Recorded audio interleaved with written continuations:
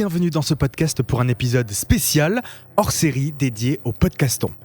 Vous avez peut-être déjà entendu parler de cette opération qui se déroule du 25 au 31 mars 2023 et inspirée du Téléthon et du Z-Event.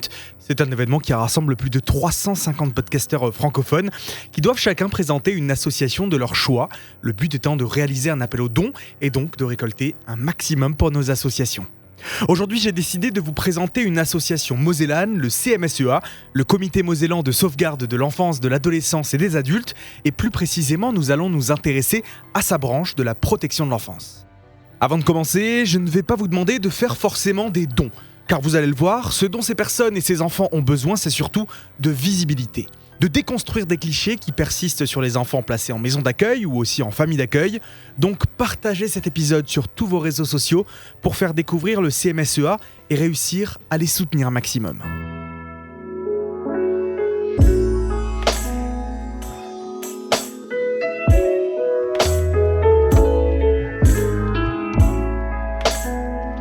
Pour moi, tout a commencé en début d'année 2023. Je recherchais une association à représenter pour le podcaston, cette première édition du podcaston, et j'ai tout naturellement voulu m'orienter vers le social. Ma sœur, ma belle-sœur et ma nièce travaillent en médico-social, et ayant toujours aimé donner de ma personne pour aider les autres, c'était une évidence de m'orienter vers ce secteur. Il restait encore plus qu'à trouver une association et une cause que j'allais défendre.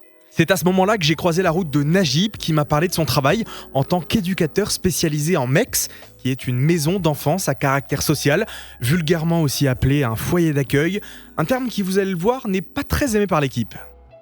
Sincèrement, je ne savais pas à quoi m'attendre. J'avais l'image d'une maison vétuste avec des enfants turbulents, violents, remplis de haine et de tristesse, mais finalement, j'avais en tête ce que les médias nous font croire et imaginer sur ce genre d'établissement. Une image qui a fait et fait encore beaucoup souffrir le personnel qui œuvre chaque jour au bien-être des enfants, car ils vous le diront tous, et bien mieux que moi, la priorité ce sont les enfants, leur protection, leur éducation et leur bonheur. Finalement, en mars 2023, Imad Boukahari, le directeur du DADT, le dispositif d'accompagnement diversifié thionvillois, m'invite à venir passer une journée au sein de leur établissement de la MEX, les Prés de Brook. Alors oui, vous allez le voir, dans ce métier, on ne parle exclusivement qu'en abrégé. Dans ce podcast, vous allez entendre parler de CMSEA, de PPE, de PPA, de FJT ou encore de CERAD. Mais ne vous inquiétez pas, nous sommes là pour vous éclairer et vous aider. J'arrive sur les lieux vers 9h du matin et l'établissement se trouve en plein cœur de Thionville en Moselle, dans une rue résidentielle nommée rue des Prés de Brook, d'où le nom de la MEX. L'extérieur fait très chaleureux, l'intérieur un peu moins, le mobilier et même la décoration sont dans le jus des années 2000, mais l'ambiance y reste chaleureuse néanmoins. Armés de mes micros et de mes questions, nous sommes accueillis par Vincent, le chef de service, et Elodie, la coordinatrice de groupe, qui sera notre guide pour toute la journée. Malheureusement, Elodie et Vincent n'étaient pas très à l'aise avec le micro, donc vous n'entendrez pas leur voix dans ce podcast, mais je tiens à les remercier sincèrement pour leur merveilleux accueil. On me brosse directement le portrait de la MEX et leur travail avec les enfants. Ici à Thionville, une trentaine répartis en 3 groupes d'âge, 26 garçons et seulement 2 filles. Le parcours des enfants est pratiquement le même. Après un signalement ou une plainte, ils sont mis sous la tutelle de l'aide sociale à l'enfance. Un juge peut alors décider d'un placement et en attendant de trouver un établissement, ils sont redirigés vers le CDE, le Centre départemental de l'enfance, puis en MEX ou vers un autre dispositif comme le CERAD dont on parlera plus tard ou des familles d'accueil.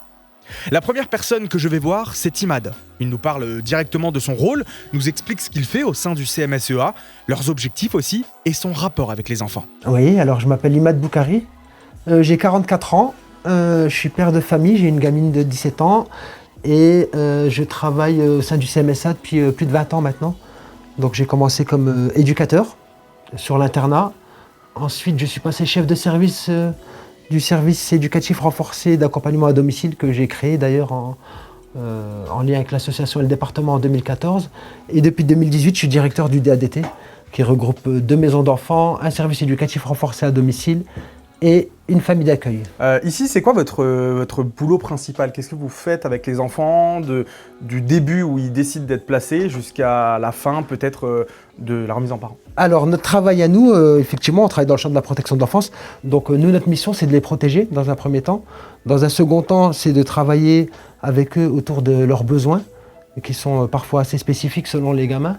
Donc les accompagner dans le cadre d'un projet individualisé, que ce soit au niveau de leur vie sociale, leur suivi psychologique, leur scolarité, leur santé également, qui est un axe très important, mais aussi avec leur famille, hein, parce qu'effectivement, c'est pas parce qu'ils ont été placés qu'ils n'ont plus de famille, puisque les parents conservent pour la majeure partie l'autorité parentale. Donc, il y a un travail qui va du maintien du lien au travail au retour au domicile.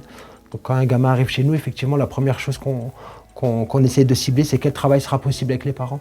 Est-ce qu'on sera dans un maintien du lien, c'est-à-dire des contacts médiatisés, ponctuels, entre la famille et son enfant, ou est-ce qu'on est vraiment sur un travail de retour au domicile et auquel cas on va travailler sur des hébergements, sur la qualité du lien, sur les compétences parentales, etc. etc. Et toi, du coup, qui est directeur donc, de tout ce qui est autour de Thionville et des environs, est-ce que tu as beaucoup de liens avec les enfants ou tu es plus là aussi pour diriger les éducateurs, pour diriger toute la structure, plus que s'occuper des enfants en soi, quoi? Alors, du lien avec les enfants, j'en ai un, puisque effectivement, je rencontre tous les gamins à leur admission.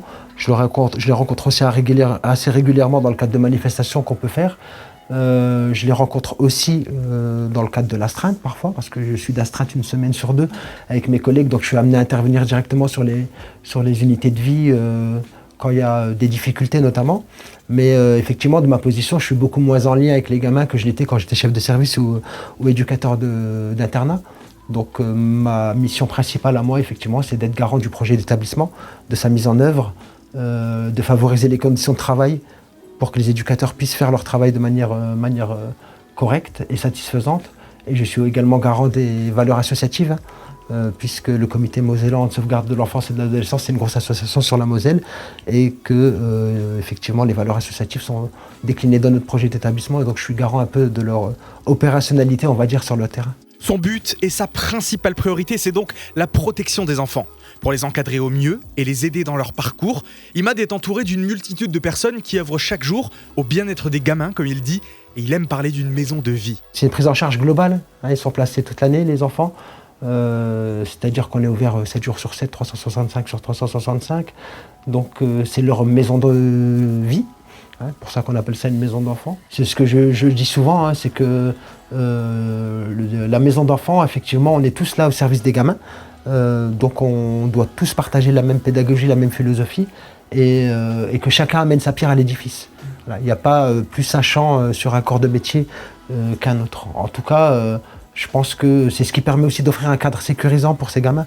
Voilà. Donc un gamin qui peut partager du temps avec le cuisinier, c'est aussi valorisant pour le cuisinier, hein, puisqu'il n'est pas qu'à faire des repas, mais il est aussi dans un lien avec les enfants. Et souvent, c'est quelque chose de gratifiant pour les métiers dont on parle un peu moins, et pour les métiers qui ont été oubliés dans le cadre du Ségur notamment, parce qu'on a estimé à un moment donné que ces corps de métier n'étaient pas au contact des enfants, mais vous avez pu voir qu'ils sont au contact des enfants tous les jours, et ça nous rend bien service des fois. Alors oui, au sein de cette MEX et de toutes les autres, il n'y a pas que seulement des éducateurs et des psychologues qui travaillent. Mais comme partout, pour fonctionner, ils ont besoin de métiers souvent trop oubliés, comme des hommes et des femmes d'entretien, des surveillants de nuit ou encore des cuisiniers. J'ai d'ailleurs pu rencontrer Mickaël, qui était le seul cuisinier du lieu et qui prépare chaque jour les repas pour les enfants et le personnel sur place. Il concocte des bons plats avec très peu de moyens, mais je vous rassure, c'est quand même excellent. Je m'appelle Mickaël, j'ai 31 ans. Je suis issu du foyer quand j'étais jeune. Je fais des familles d'accueil, foyer, et vers les 15 ans, en gros, j'étais à peu près autonome, j'étais en colocation. Et c'est là où j'ai commencé mon apprentissage en cuisine, justement. Et c'est un peu, c'est pas un rêve de gosse, mais un peu quand même de vouloir faire ce genre de cuisine en fait pour des enfants comme moi j'ai pu connaître en fait. Pour tout dire aux auditeurs, on est en train de faire comme dans C'est à vous. Tu nous as préparé un repas que tu prépares tous les jours aux jeunes. Qu'est-ce que tu leur as fait aujourd'hui pour eux et pour nous du coup? Du coup, j'ai fait une simple salade de choux chinois avec des pâtes, une petite sauce style bolognaise, un peu de gruyère facile, et puis une tarte aux pommes. Simple mais comme efficace. ils aiment, ouais. Exactement. Tu es accompagné sur les menus que tu prépares, où tu as une directive, tu dois faire tant de légumes, tant de trucs, tant de machins. On me demande juste de faire des choses à peu près équilibrées et tout ça. Après, c'est un peu compliqué avec le budget qu'il y a de faire. C'est ma seule restriction, c'est le budget en fait. C'est un budget qui t'est alloué qui est par enfant par jour. Par enfant en fait. par jour qui change pas. Ouais, c'est ça. C'est combien par enfant par jour? C'est à peu près 2 € par repas. Ah oui. Ah, c'est pas beaucoup. Ouais, c'est pas beaucoup. Ça Ouais. fait à peu près 40 €, on va dire, par repas. Pour les 30 enfants, Le soir, ils sont 30, mais le matin, ils sont souvent, enfin le midi, ils sont souvent une vingtaine à peu près. Un rêve de gosse car Mickaël est issu de l'aide sociale à l'enfance lui aussi. Et plus précisément, il vient de cette Mex-ci à Thionville. Il y a grandi, évolué, appris les bases de la vie et maintenant il participe tous les jours à rendre aux enfants ce qu'on a pu lui fournir comme aide dans la vie. C'est un peu rassurant d'être dans un bon environnement avec des copains, tout ça. En fait, c'est un peu les colonies de vacances, on va dire. Bah, ça fait partie de mon parcours. Sans ça, je ne serais pas celui que je suis aujourd'hui. Et bah, forcément, j'ai de bons souvenirs. t'as quoi comme relation avec les enfants qui sont actuellement aujourd'hui dans cette Mex? J'ai une très bonne relation. Je pense qu'ils me prennent un peu pour un modèle parce que bah, j'étais en foyer exactement ici comme eux. Et bah, ils se disent que bah, c'est possible de faire autre chose plus tard, que ce qu'ils ont dans la tête, bah, pour eux, ils ne vont pas faire grand-chose. Ils sont déjà dans le flou comme ça, donc c'est compliqué de voir l'avenir. Et ils viennent beaucoup me parler, ils se confient beaucoup, etc. Donc je suis ouvert à ça. Aussi, surtout, je pense que sinon, ils ne seraient pas aussi avenants comme ça, je veux dire. Entre guillemets, tu fais partie ici d'un métier un peu de l'ombre, puisque quand on parle d'un foyer, on ne va pas forcément penser aux hommes d'entretien, aux femmes de ménage, aux cuisiniers, à la laverie, etc. Mais vous êtes essentiel ici, sinon il n'y aurait pas de vie qui pourrait tourner ici. Et c'est fou comment les enfants aussi prennent vie et prennent part avec vous. En plus des éducs, ils ne parlent pas qu'aux éducs, ils vous parlent à vous. Avant, on était en train de visiter, il y a un petit qui est venu dans la cuisine, qui a parlé avec toi. Est-ce que c'est important pour toi cette relation comme ça avec les enfants, pour eux peut-être, si toi tu avais la même à l'époque avec les autres, mais pour vous aussi, ça vous apporte quelque chose? Bah oui, forcément. Le gamin qui était là en l'occurrence, comme la plupart de ceux qui viennent me parler en général, c'est souvent des enfants qui n'ont pas de papa par exemple et qui viennent chercher un peu justement ça parce que les éducateurs ils sont là, mais eux c'est un peu plus le côté éducation, école, tout ça. Donc on n'a pas la même relation qui moi je leur impose rien, etc. Et ouais, c'est plus qu'important, je pense, même par rapport aux femmes de ménage. On ne pense pas forcément directement, mais ils sont là tous les jours. C'est un petit peu comme les tatas, en fait. Donc ouais, je pense que c'est très important pour eux. Et pour nous, ça nous fait plaisir, en fait, parce que le travail est un peu moins fade, du coup, forcément, on a de bons retours. Les enfants, souvent, ils sont contents de nous voir, etc. C'est très plaisant. Un environnement plaisant pour travailler et un environnement qui évolue pour les enfants. Par exemple, j'ai demandé à Imad si son établissement recevait également des enfants en situation de handicap. Alors, très bonne question et bienvenue puisque c'est dans l'air du temps. On a aujourd'hui une majorité d'enfants au sein des maisons d'enfants qui sont porteurs de handicap. Donc on accueille de plus en plus de gamins qui relèvent du champ de l'handicap. Ce qu'on appelle les gamins à double vulnérabilité, c'est-à-dire une vulnérabilité protection de l'enfance puisqu'ils ont été considérés comme étant en danger au domicile et une autre vulnérabilité au niveau de leur handicap. Donc la plupart des gamins sont notifiés MDPH, c'est-à-dire qu'ils ont une notification de la maison départementale des personnes handicapées pour un accompagnement spécialisé ou une orientation spécialisée par rapport à leurs troubles. Et ça, c'est de plus en plus, effectivement. Okay. Donc, effectivement, notre principal secteur d'activité, c'est la protection de l'enfance. Mais aujourd'hui, on travaille énormément avec des enfants qui sont porteurs d'handicap. Et ça fait, on va dire, à peu près une dizaine d'années que ça monte crescendo, le nombre de gamins qu'on accueille. Et aujourd'hui, on atteint des chiffres assez importants, puisque aujourd'hui, on a plus d'enfants qui ont de notifications MDPH que d'enfants qui n'en ont pas, ce qui n'était pas le cas il y a 20 ans en arrière quand même. Mais les mecs évoluent aussi au niveau de la mixité. Car cela peut paraître surprenant, je l'ai été en tout cas, mais à partir de 12 ans actuellement, les enfants sont séparés. Une habitude qui a été prise il y a des années, qui est restée, mais que Imad et son équipe veulent corriger, car cela peut poser un problème, surtout quand on doit séparer une fratrie. Alors parce que c'est dans l'histoire en fait de ces deux structures, puisque là aujourd'hui, moi je suis directeur d'un dispositif. Il faut savoir qu'avant, il y avait un directeur sur chaque MEX, sur chaque maison d'enfants. Et les maisons d'enfants ont été créées la même année, en 1975, et une maison d'enfants a été repérée comme garçon et l'autre comme fille. Donc du coup, effectivement, ça a été un peu dans l'histoire où les garçons étaient accueillis à la MEX Springbrook et les filles à la MEX Océanie.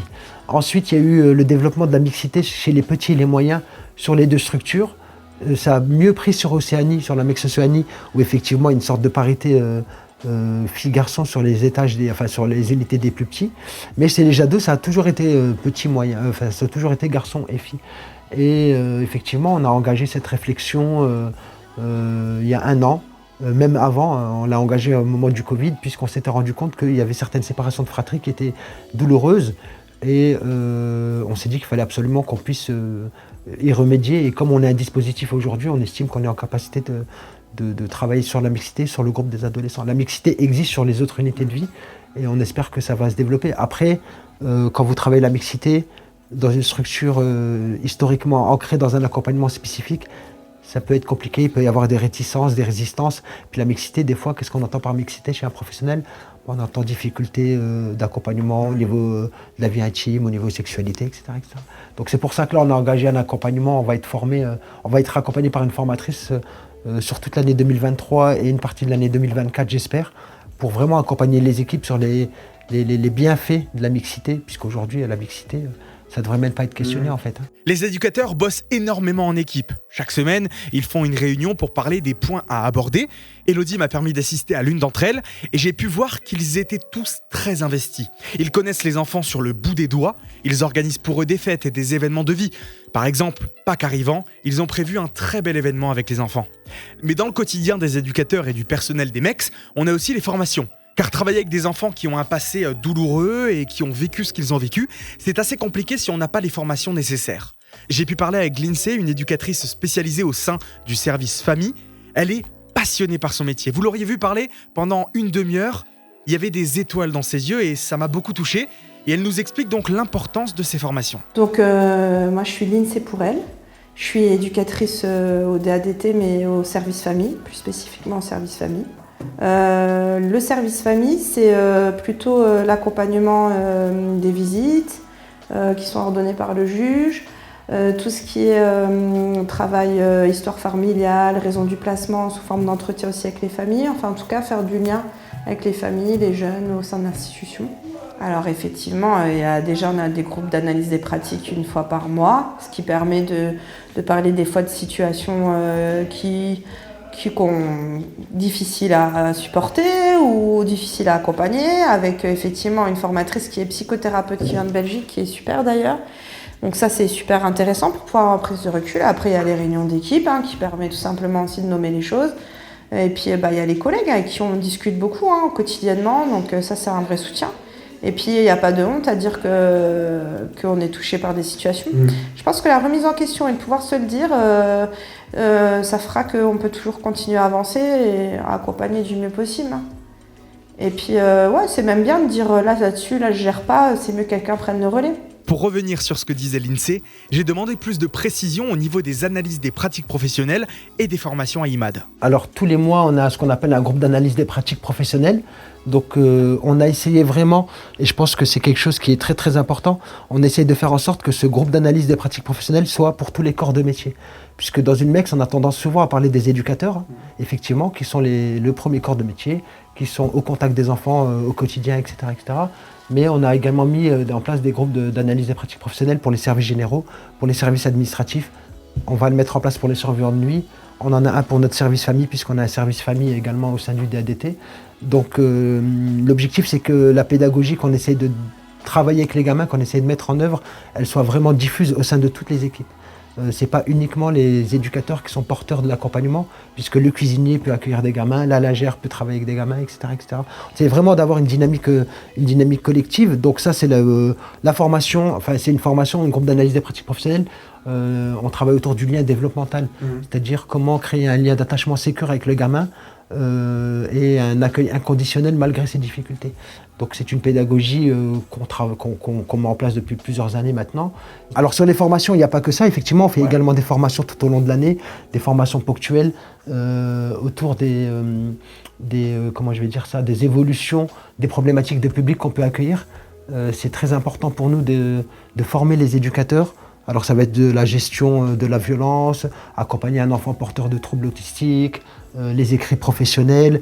Là aujourd'hui toute l'équipe on va commencer une formation qui va durer sur toute l'année, sur plusieurs mardis sur la mixité, puisqu'on va introduire la mixité sur le groupe des adolescents et des adolescentes. Donc voilà, il y a vraiment une volonté d'accompagner les éducateurs et de leur donner les moyens aussi de faire leur métier, qui n'est pas un métier simple, hein, puisque comme je vous l'ai dit, aujourd'hui un éducateur qui travaille en MEX, il doit être en capacité d'accompagner des enfants porteurs de handicap, de troubles spécifiques. On a également été confronté à des difficultés concernant la prostitution des mineurs. Ok. Voilà, par exemple, des choses qui sont un peu, qui reviennent un peu souvent au sein des maisons d'enfants, hein, des gamines qui sont impliquées dans des réseaux de prostitution, ce qui n'existait pas, ce qui existait moins il y a 10 ans, mais aujourd'hui c'est vrai que c'est quelque chose qui explose. Donc il y a une nécessité quand même de former les professionnels pour qu'ils soient armés et outillés pour pouvoir accompagner ce type de difficultés. Travailler avec des enfants, c'est donc aussi utiliser des méthodes totalement différentes et adaptées à leurs besoins.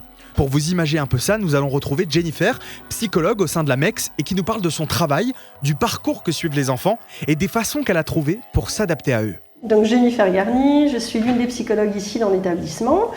Je fais partie de l'équipe depuis 4 ans et j'ai été rejointe du coup par une autre collègue psychologue, Marie, qui est dans l'équipe depuis 1 an. C'est un travail d'équipe du coup, entre vous et l'autre psychologue? Alors du coup, oui, c'est un travail d'équipe entre les 2 psychologues, mais c'est surtout un travail d'équipe avec l'ensemble des professionnels, hein, les éducateurs, notamment le service famille, qui sont vraiment pour nous vraiment des ressources très importantes. Donc on travaille, on fait des entretiens psycho-éducatifs, donc avec les familles et le service famille, on fait des entretiens psycho-éducatifs aussi avec les adolescents, avec les jeunes, même avec les petits, hein, en fonction de ce qu'il y a à travailler. Et puis voilà, certains enfants sont également suivis individuellement, notamment sur les motifs du placement, leur place dans la famille, et après sur des faits ponctuels qui se passent dans l'établissement ou en lien avec l'école, on va faire un travail psycho-éducatif avec l'éducateur répondant ou avec l'éducateur du service famille. Ok, mais du coup, si on prend dans l'ordre chronologique, un enfant est placé par le juge ici, Oui. comment se passe la prise en charge psychologique? Alors l'enfant, du coup, quand il arrive dans l'établissement, donc nous, les psychologues, on est présents sur l'admission, la préadmission, où on se présente à la famille. L'aide sociale à l'enfance nous donne un petit peu la ligne de conduite, la feuille de route, donc le PPE, le projet personnalisé de l'enfant, qui nous donne un petit peu les objectifs qu'il va y avoir à travailler. Donc nous, une fois qu'on a pris connaissance de ces objectifs-là, on propose dans le mois qui suit une rencontre avec la famille, où on se représente, on explique qui on est, on explique qu'on va travailler, nous, notre mission, c'est de travailler sur les motifs du placement et le retour de l'enfant au domicile à plus ou moins long terme. Et du coup, voilà, on définit avec eux un PPA, donc un projet personnalisé d'accompagnement, avec des objectifs dans la vie quotidienne, des objectifs au niveau de la santé, des objectifs au niveau de la scolarité, au niveau de leur vie sociale, et des objectifs psychologiques, et des objectifs du coup en termes de relation avec la famille. Donc on pose tout ça avec la famille, on le travaille en équipe, on le valide en équipe, et ensuite on fait les entretiens. Soit ici dans nos bureaux, soit du coup ça peut être dans la chambre des enfants. Des fois les enfants ils disent moi j'ai pas envie de venir à ton bureau, mais ils veulent nous faire partager quelque chose dans leur chambre, donc on peut aller. On peut aussi passer des temps à l'extérieur. Moi j'ai des enfants qui ont eu, j'ai envie de dire, le courage de dire je suis mal à l'aise quand tu prends des notes, je sais pas ce que tu vas en faire, je sais pas si tu peux les montrer à quelqu'un, donc du coup je veux bien te voir mais j'ai pas envie d'être dans ton bureau parce que je veux pas que tu écrives. Ok, qu'est-ce que tu voudrais faire? Est-ce qu'on pourrait aller se promener? Ok, pas de problème. Et du coup, on va aller faire des tours plus ou moins longs avec les enfants, ou on va aller prendre un goûter. La dernière fois, je suis allée prendre un petit déjeuner avec un enfant qui, pas moyen de le faire venir jusqu'au bureau. Pourtant, il y avait des choses importantes qui avaient été décidées d'être travaillées avec le chef de service. Et du coup, il m'a dit, c'est ok, mais pas ici. Je lui ai dit, ok, qu'est-ce que je te propose? Qu'est-ce que tu aurais envie qu'on fasse? Si je te propose d'aller déjeuner avec toi un matin, il me dit, ça me va. Et du coup, on est allé déjeuner et je crois que j'ai eu le plus bel entretien avec lui. Ça a été à ce moment-là. Elle nous a aussi raconté la façon dont les enfants gèrent ce placement, car malgré leur jeune âge, ils sont très lucides et conscients de ce qu'ils doivent traverser. Pour qu'ils puissent du coup vraiment parler de comment ça se passe pour eux ici, et de ce qu'ils comprennent de leur placement et de ce qu'ils attendent aussi de leurs parents, parce que même les petits, ils sont moi je trouve pour pas mal quand même assez lucides sur le chemin que les parents doivent parcourir encore. Certains sont très fatalistes en disant de toute façon ils changeront jamais, et puis du coup je suis encore là pour 5, 6, 7 ans, et des petits du coup qui sont dans cette loyauté de dire c'est mon parent, je l'aime, je sais qu'il a encore beaucoup de chemin à faire, ça m'énerve, je lui en veux, mais je l'aime quand même. Vous disiez avant que les enfants étaient très lucides de la situation malgré leur jeune âge. Comment ils vivent ce placement? Est-ce qu'ils ont peur du jugement des autres? En dehors, bien sûr, de tout ce qu'ils vivent avec leur famille, tout ce qu'ils peuvent ressentir avec la famille, mais juste en parlant du placement, de ce qu'ils vivent, comment ils le ressentent en général? Alors, ça va dépendre de chaque enfant. Il y a des enfants pour qui ils sont placés depuis toujours ou presque. Donc, ça fait partie de leur parcours, ils le savent, ils sont transparents, ils arrivent à en parler, du coup, avec les autres, y compris à l'école, qui est quand même le lieu où ils passent énormément de temps. Donc ils arrivent à dire, moi, mon papa, ma maman, ils n'arrivaient pas à s'occuper de moi, ou mon papa, ma maman vont pas bien, ou ils sont malades, et donc du coup, je suis au foyer. Mais j'ai les éducateurs, j'ai plein d'adultes autour de moi, etc. Puis du coup, il y a ceux pour qui le placement démarre un peu plus tard. Je pense à certains ados qui arrivent pour un premier placement, par exemple, où là, ils n'en parlent pas forcément. C'est pas toujours évident, il y a tout un travail de... alors, le mot acceptation, c'est peut-être pas le bon mot, mais en tout cas, un travail à faire sur si je suis là, est-ce que c'est de ma faute? Ok, ouais, surtout. Voilà, du coup, ils se sentent responsables, c'est moi, je suis pas un bon gamin, je fais pas comme papa, maman voudrait. Voilà, et donc ça, il faut tout déconstruire, tout ça, pour qu'à un moment donné, ils puissent dire, je suis là parce qu'on a tous du chemin à faire ensemble. Et c'est là où on travaille sur la systémie. C'est que du coup, quand ça marche bien dans une famille, c'est parce que chacun y contribue. Quand à un moment donné, ça déconne, c'est que du coup, chacun a une petite part là-dedans. Alors, il y en a qui ont une plus grosse. Voilà, il ne s'agit pas que ce soit équilibré, mais chacun a une petite part et chacun peut essayer d'améliorer la situation. Mais alors, je me suis dit que le plus intéressant serait de poser la question aux principaux concernés. J'ai eu donc la chance de m'entretenir avec 3 enfants merveilleux qui m'ont raconté leur quotidien ici. Bonjour, je m'appelle Thibaut, je suis âgé de 14 ans. Je suis né le 26 décembre 2008 à Metz. Ça fait 2 ans que je suis dans le foyer là. À l'heure d'aujourd'hui, comme sport, je réalise de la trottinette freestyle.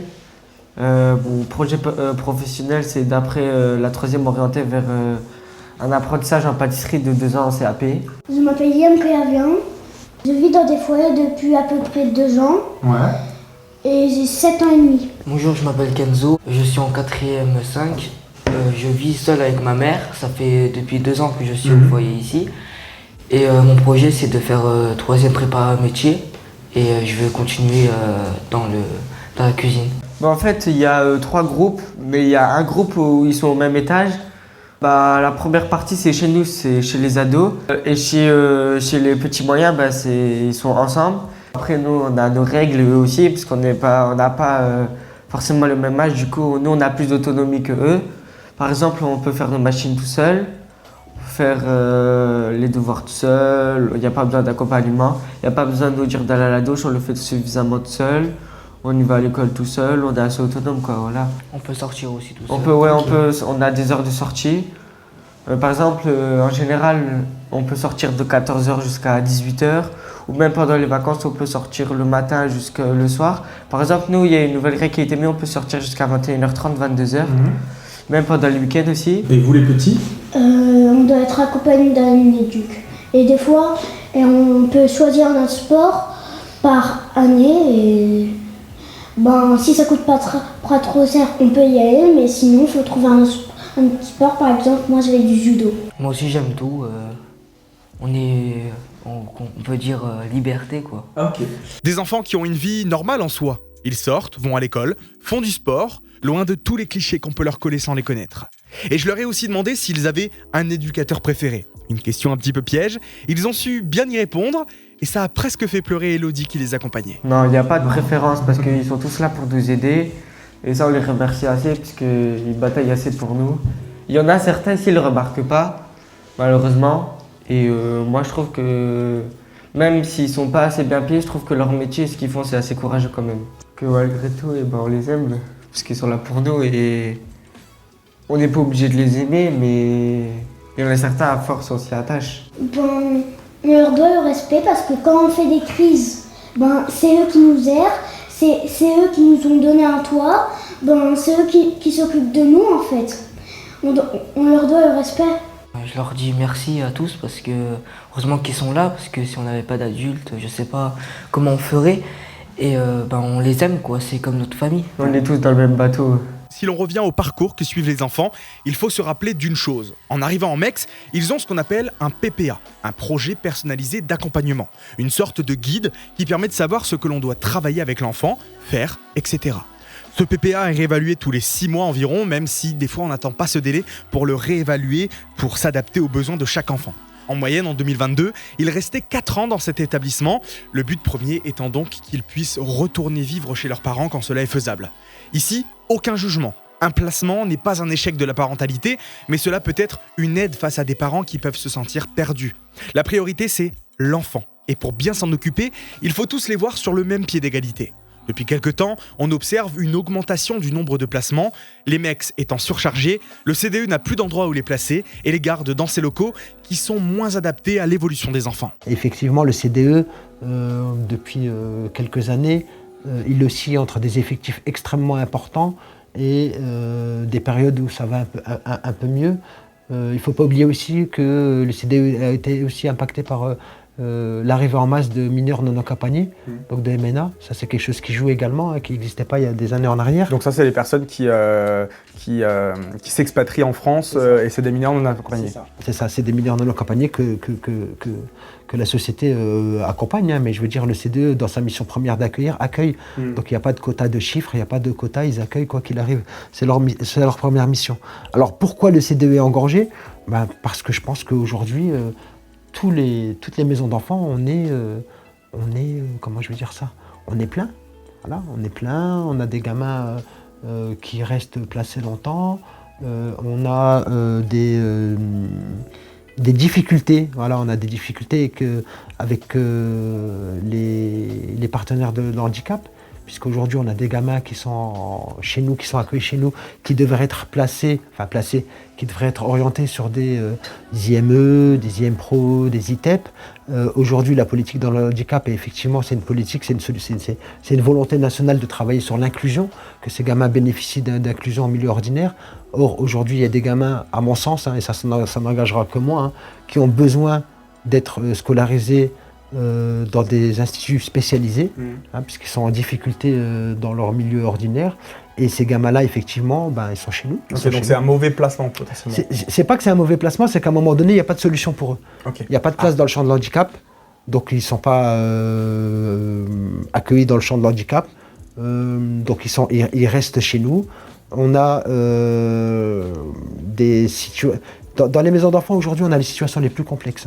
Aujourd'hui, un enfant qui est placé en MEC, c'est vraiment qu'il ne peut pas rester au domicile. S'il peut rester au domicile, il y aura tout ce qui va être mis en place en termes de milieu ouvert, d'accompagnement en milieu ouvert, CERAD, aide éducative à domicile, AEMO, action éducative en milieu ouvert. Il y a même du placement de jour qui a été créé, etc. etc. Je te coupe, mais du coup, CERAD, pour expliquer, si je comprends bien, c'est pas de placement en MEX ou maximum 3 jours par semaine, et c'est l'idéal, c'est du coup de les accompagner directement chez les parents, donc les éducateurs ou les aides sociales viennent chez les parents pour voir si tout se passe bien. Alors le CERAD, c'est un service éducatif renforcé à domicile.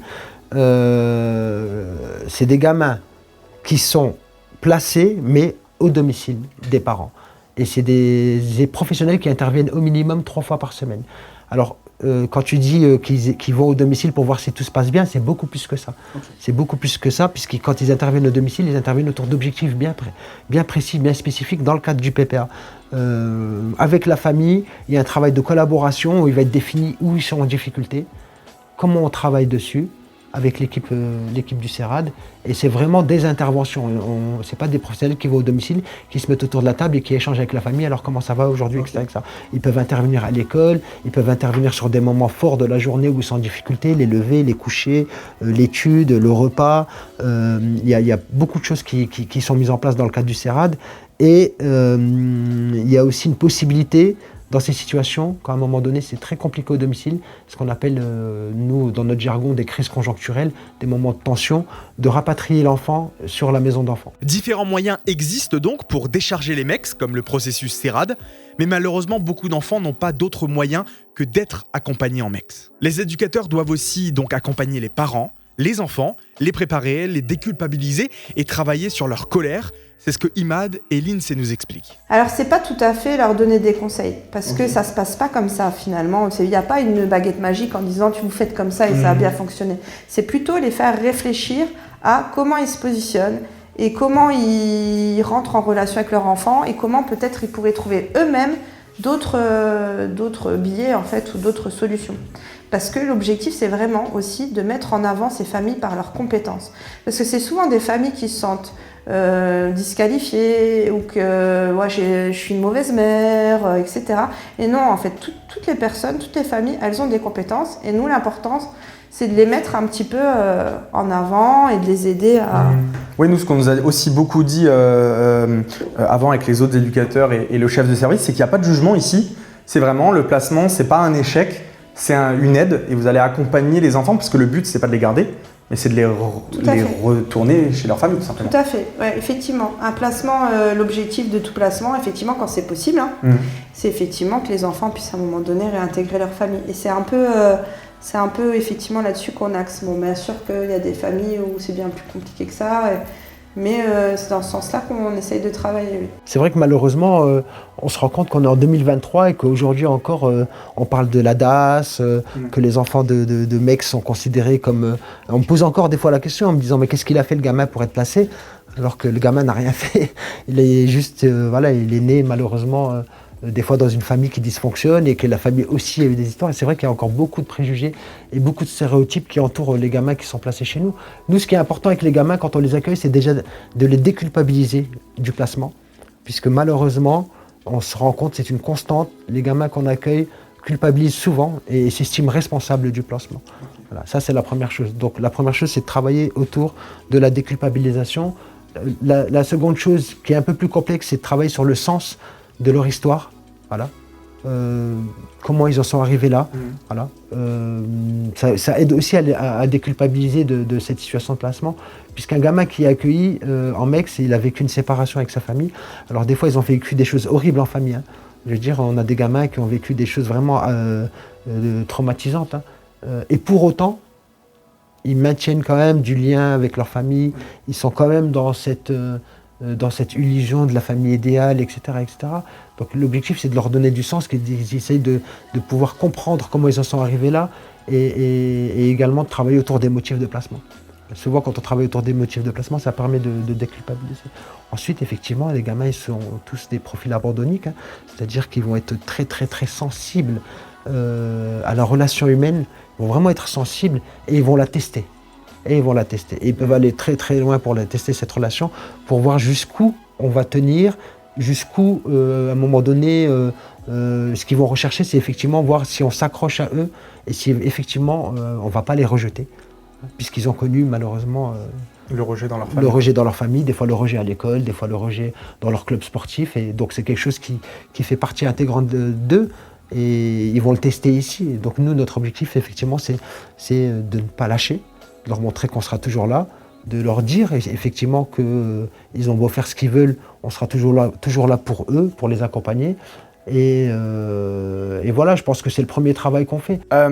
Sur l'éducation qui est faite aux enfants, est-ce que vous avez un rôle de se substituer aux parents ou au maximum vous intégrez les parents dans l'éducation de l'enfant, dans des trucs qui peuvent être tout simples, comme un petit enfant à lui apprendre à dire bonjour, merci s'il te plaît, des trucs un peu plus complexes, par exemple le consentement, tout ce qui est sexualité, éducation sexuelle, etc. Vous participez pleinement à ça? Vous essayez d'intégrer les parents au maximum ou pas du tout? Alors la place des parents aujourd'hui, elle est obligatoire. Voilà, les parents doivent, dans la mesure du possible, participer à l'accompagnement de leur enfant. Alors effectivement, on est dans l'éducation des gamins, la politesse, les valeurs de base, c'est des choses qui font partie intrinsèquement du métier de l'accompagnement quotidien. Mais aujourd'hui, effectivement, on essaie d'intégrer au maximum les familles. Donc c'est un travail des fois complexe, puisque les familles ont des valeurs, ont des cultures, c'est des choses qu'on essaie d'intégrer dans l'accompagnement des gamins. C'est vrai qu'aujourd'hui, comparé à quelques années en arrière, dès qu'on met une action en place par rapport à un gamin, on pense tout de suite à la place de la famille. Voilà. Et souvent, quand un professionnel commence, et ça encore, c'est quelque chose, c'est un stéréotype qu'on peut avoir, on se dit le gamin il est placé, la famille n'a plus de droit. Si, la famille conserve l'autorité parentale, quoi qu'il arrive. Donc forcément, on passe par eux pour les grandes décisions. Forcément, on leur propose des fois d'accompagner leurs gamins à faire des achats de vêtements, les accompagner chez le médecin, on informe la famille de tout. Dès qu'on a un courrier de l'école ou des choses comme ça. Donc on essaie d'intégrer la famille au maximum et on essaie de prendre en compte aussi des fois, souvent, on essaie de prendre en compte leurs demandes spécifiques qui peut être en lien avec l'hygiène, qui peut être en lien avec la culture, la religion ou des choses comme ça. Ok. Vous respectez d'ailleurs les religions de chaque enfant? Oui, on les respecte. Après, on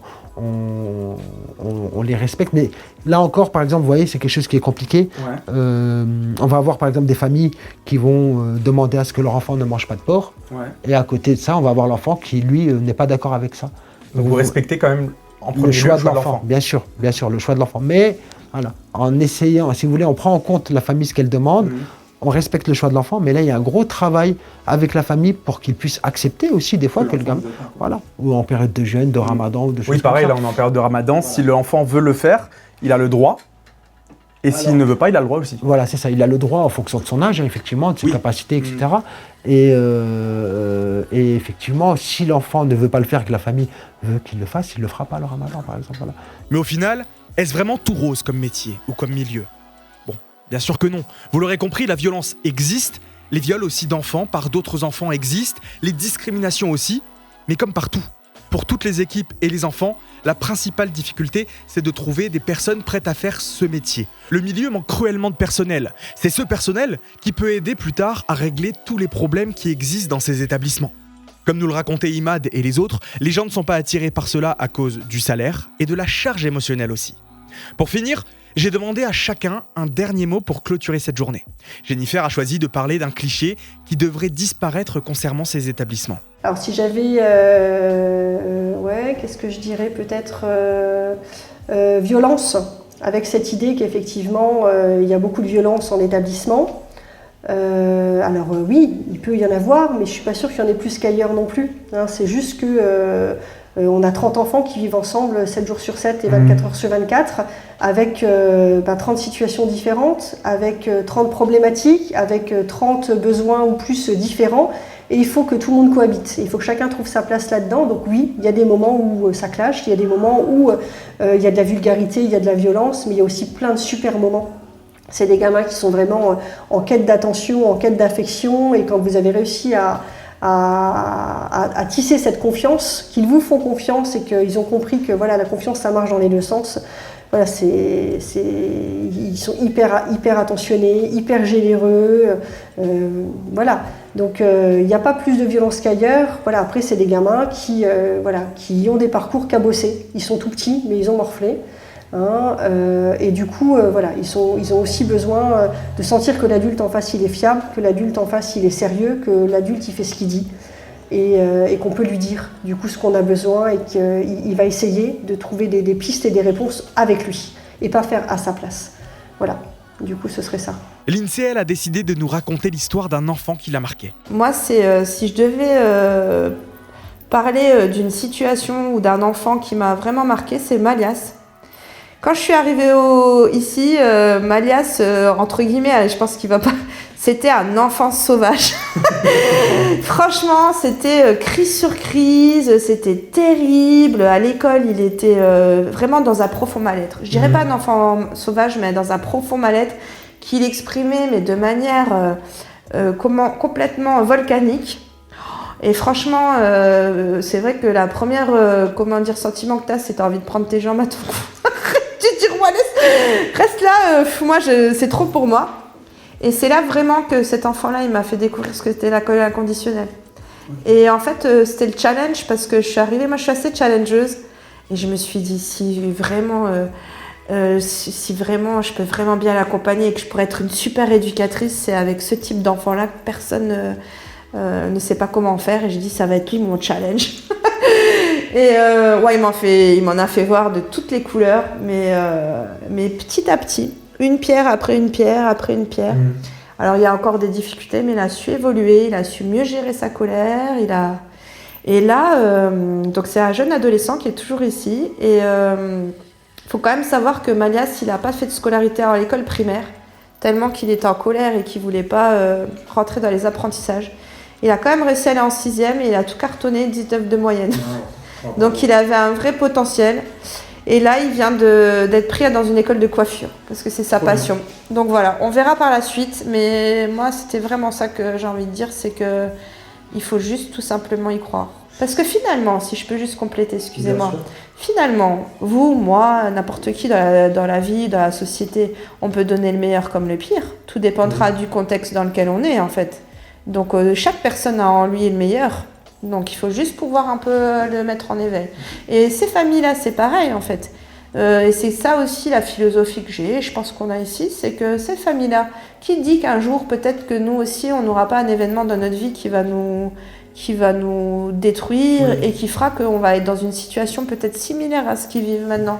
Et Imad a décidé de nous parler donc du poids émotionnel que c'est de travailler avec des enfants qui ont vécu des choses souvent très douloureuses. Je pense que...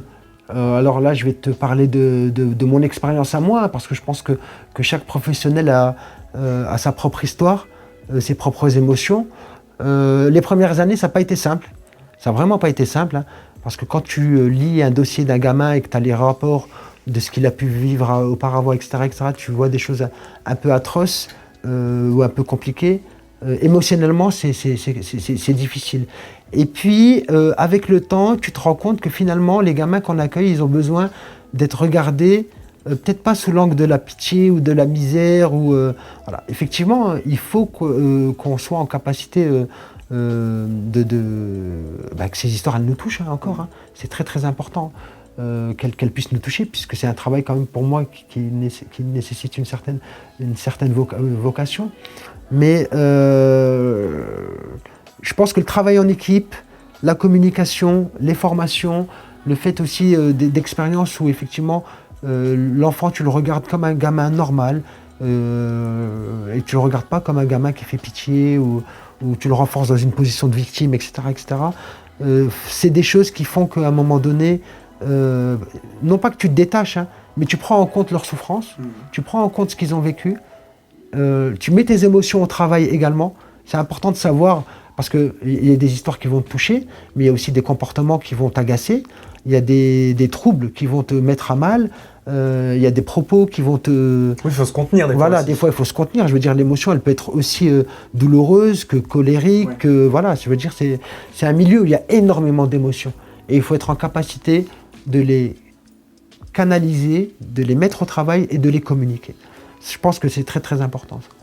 C'est pas un milieu, effectivement, hein, je pense que la pénibilité du travail en internat, elle est au niveau des horaires, hein, effectivement. Travailler en internat, ça veut dire travailler un week-end sur 2, travailler les jours fériés, etc. Mais elle est également, la pénibilité, elle peut être également au niveau émotionnel. Et là, il faut être vraiment en capacité de faire corps et d'être dans le soutien. J'aime beaucoup rappeler aux éducateurs que seul on va vite, mais ensemble on va beaucoup plus loin et on est beaucoup plus cohérent. Malheureusement, j'ai pas pu vous mettre tous les extraits, toutes les interviews que j'ai fait avec l'équipe, car il y en a eu beaucoup de trucs intéressants, mais j'ai dû choisir. Le plus important à retenir, c'est qu'au centre de tout ça, il y a l'enfant. C'est le principal objectif de toutes ces personnes qui y travaillent. C'est un métier qui a du mal à recruter, mal payé malheureusement, mais comme dans tous les secteurs de la santé. Surtout à la MEX de Thionville, les éducateurs vont chercher du travail à 30 km d'ici au Luxembourg. Ils sont payés le double au minimum pour une charge de travail beaucoup moins forte. Vous pouvez, si vous le souhaitez, aider l'association et les MEX en faisant du bénévolat si vous êtes dans le coin, en parlant d'elle surtout. Et si vous avez une association qui pourrait être utile dans la vie des enfants, n'hésitez pas à les contacter. Par exemple, le DADT travaille avec de nombreuses associations comme Une main, un espoir qui va permettre aux enfants de réaliser un rêve de leur choix. Vous l'aurez compris, le plus important, c'est donc de partager cet épisode, de vous renseigner surtout sur les associations de votre département et de les faire connaître pour les aider un maximum. J'espère vous avoir transmis à travers cet épisode toute l'émotion que j'ai ressentie en rencontrant toutes ces personnes et que, comme moi, vous tirez un grand chapeau à toutes celles et ceux qui font ce métier. Merci à Imad, Elodie, Mickaël, Lindsay, Jennifer, Thibaut, Kenzo, Liam et Najib pour cette journée extraordinaire. En attendant, vous pouvez aller vous rendre sur le site du Podcaston, podcaston.org, pour découvrir tous les autres podcasts qui y sont recensés. Vous en avez énormément. Pour faire un don à l'association de votre choix aussi, c'est le but de cet événement. Et quant à moi, je vous donne rendez-vous l'année prochaine pour un nouveau Podcaston.